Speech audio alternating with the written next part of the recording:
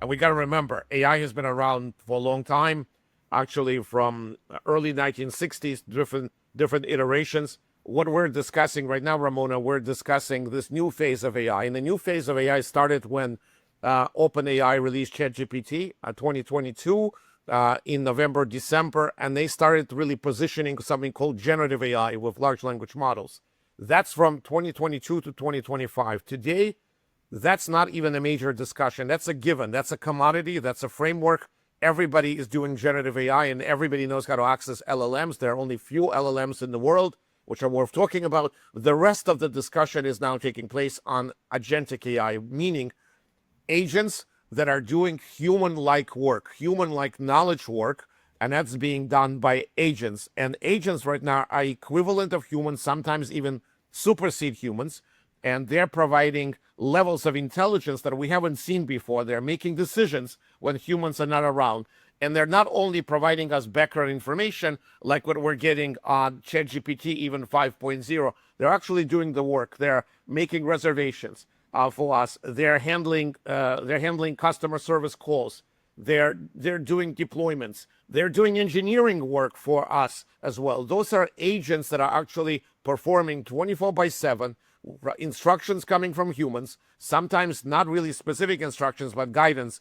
And it's all a question of levels of agentic AI that you have in companies. So here we are. So when you talk about agentic AI and you talk about companies adding in the, just continuing to add in AI to their workplace, what does it mean for the worker?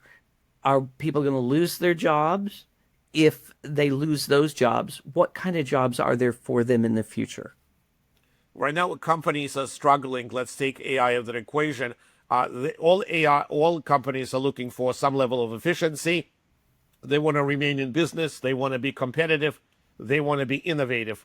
In today's environment, when you have global competition, where everybody is competing on price, it's very difficult. The way they have done it in the past is outsourced elements of the human labor to other countries, cheaper countries, and countries like Vietnam, India, Philippines, others.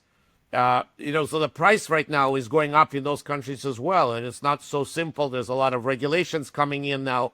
People are not really in favor of a lot of outsourcing or offshoring.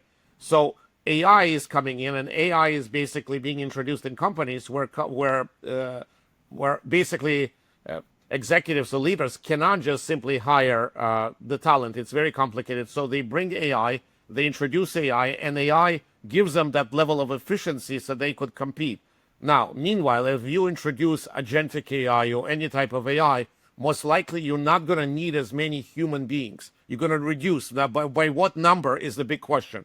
You could sometimes reduce by 20%. There are some reductions by 50% and even more. So we are now in this world where we're figuring out if we're going to have some humans in the loop that are going to be involved in companies, whether it's HR, whether it's customer support, customer service, administration, legal.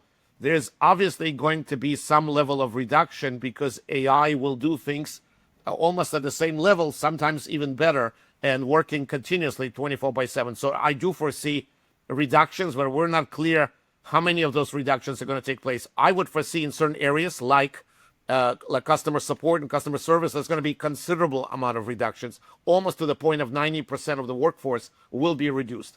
Also, if we are looking at administrative functions, I foresee a lot of that stuff being done by agentic AI, and it's already being done. So a lot of the calls are being taken, schedules are being done. If you look at marketing field or you look at content field, some of those things that are being done in content, you have a lot of amazing tools that are able to do things that marketing and branding people have done in the past, summarizing, grouping, etc. So in some areas more, some areas less. If you're in management, if you're in architecture, if you're in the very creative space, most likely you're not going to be impacted as much today. But things are evolving. If we're going to get to AGI, everything is on the table.